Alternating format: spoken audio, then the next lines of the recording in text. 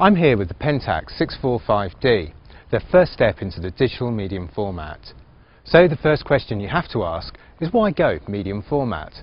Well, larger sensor size at 40 million pixels means that images can be printed out at a much larger physical size. And the larger sensor will also give you a greater control over depth of field, and essential for some types of studio work. There are of course downsides. The cost is considerably more than a top-of-the-range Canon or Nikon DSLR. And there is of course a size and weight issue. Similar to a DSLR, the 645D features interchangeable lenses, a series of different shooting modes, and large 3-inch LCD screen on the back. A quick tour of the body shows that with the extra space, most functions have dedicated buttons across the body, so adjustment and use is very easy. The menu system will also be familiar to Pentax K7 users, with similar menu options, navigation and features. But of course the real question is the extra size of the sensor worth the fuss and expense? As you can see, side by side the 645D is larger and boxier than a standard DSLR. But this deep side grip does make the camera more comfortable to handle without the support of a tripod, at least for a short while. Obviously, the way you use a medium format camera is, or at least should be, different from that of a DSLR, which is designed to be as portable as possible. A camera like the Pentax 645D is therefore perfectly suited to shooting subjects such as landscapes that don't require quick adjustments to the camera position. It's not so convenient for shooting sports and wildlife. So with the larger size and weight, using a tripod is definitely a good idea. The main benefit is of course the larger sensor size, 20% larger than a full-frame DSLR, and a pixel count of 40 million pixels, which enables you to make larger prints, meaning the 645D should appeal to portrait, studio, still life and landscape photographers. So let's give it a go and see how easy it is to use and how it handles in the field.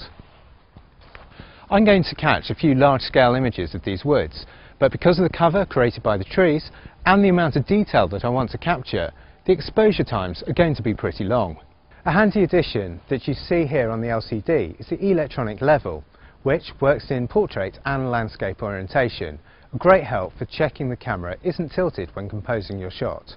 There are a few extra and interesting options unique to Pentax cameras and are found on the Pentax 645D. On the mode dial on top, the first of these is the SV, or sensitivity value, which enables you to select the ISO value between 200 and 1000, and then the camera works out the aperture and timer value for the best exposure. The next interesting feature is the TAV mode. This enables you to set the timer value and aperture value, then the camera works out the sensitivity setting that will enable you to capture the shot. Of course, there are also the usual AV, TV and manual options. So to capture this scene, I'm going to opt for the manual exposure mode, which will enable the adjustment of the settings exactly as I want. Before I work out the settings, I'm going to set the ISO to 200, which is the lowest native sensitivity setting and should result in the best quality. A big problem with standard DSLR lenses is diffraction, which sees a loss in image detail and tone as the aperture decreases beyond a certain point. Normally you might stick to f/16 with the DSLR due to diffraction, but with the lenses opening much larger in a medium format camera, you need a smaller aperture. Bear in mind though that with a medium format camera, the depth of field at f/22 is less than it would be with the smaller format model. With medium format, the issue of diffraction should be decreased, so I'm hoping that an aperture of at least f/22 should be usable.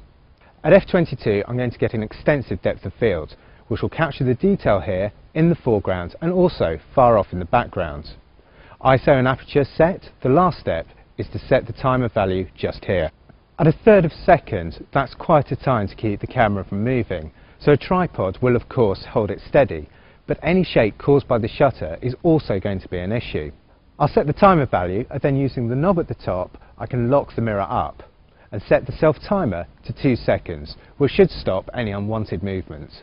So all set and ready to shoot. Unfortunately there's no live view on the LCD, which is a bit of a shame, as with the extra size and weight it would have made setting the camera up in the right position that bit easier. The viewfinder is excellent and bright, so I'll just adjust the position slightly and take the shot. Through the viewfinder I can also see all of the shooting settings, which is helpful.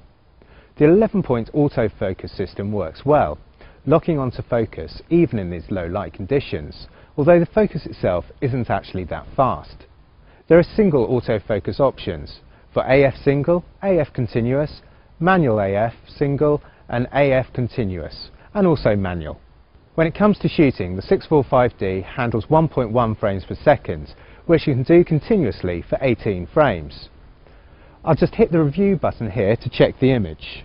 So in use, the camera presents no real challenges in finding your way around. Compared with the DSLR, there are however quite a few differences, and the way you think about taking your pictures is also very different. Because of the size and despite the handy grip, the camera is more comfortable to use when positioned on a tripod. This basically means that you take a bit more time to think about what you're doing. If landscapes, portraiture or wedding fits your style of photography, then the 645D should really appeal, although the lack of live view, whilst not a deciding factor, would have been an advantage.